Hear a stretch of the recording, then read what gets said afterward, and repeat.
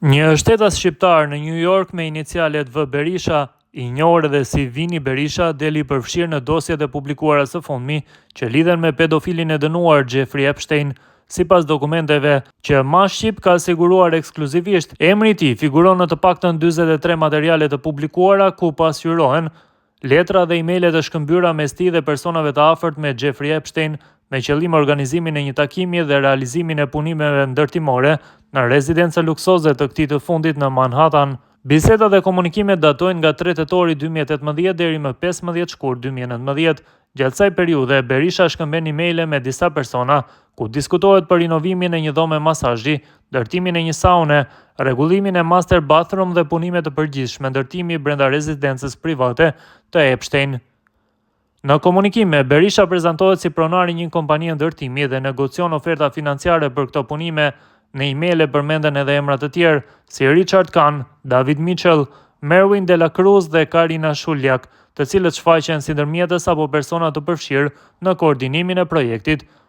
Nga dokumentet rezulton se administratoria dhe asistentja personale e Epstein, Leslie Groff, i ka caktuar Berishës një takim me 1 shkurt 2019 në orën 15:15 në rezidencën e tij në Manhattan. Ky takim konfirmohet në një prej emaileve të publikuara, ku thuhet se shqiptari do të pritej personalisht në pronën private të Epstein. Pas këtij komunikimi, Berisha dërgon ofertën dhe pamjet ilustruese të projektit, duke lënë të kuptohet se Jeffrey Epstein kishte dhënë miratimin paraprak për punimet. Megjithatë, në dokumente nuk ka një konfirmim të qartë nëse takimi u realizua përfundimisht apo nëse punimet u kryen realisht. Në mesin e dokumenteve janë edhe disa fleta me shkrim dore që nuk dihet a janë të shkruara nga Epstein apo persona të tjerë, por aty ndodhet edhe mbiemri i Berishës. Ajo që bie në sy është fakti se ky takim, nëse ka ndodhur, janë zhvilluar vetëm 5 muaj para arrestimit të Jeffrey Epstein dhe rreth 6 muaj para vdekjes së tij në burg. Kjo do të thotë se shqiptari Berisha ka pasur komunikime dhe një takim të mundshëm me të në një nga periudhat më kritike të jetës së financierit të akuzuar për trafik seksual. Rezidenca luksoze e Jeffrey Epstein në Manhattan, e konsideruar si një nga folet kryesore të abuzimeve seksuale, ka përfunduar së fundmi një rinovim masiv.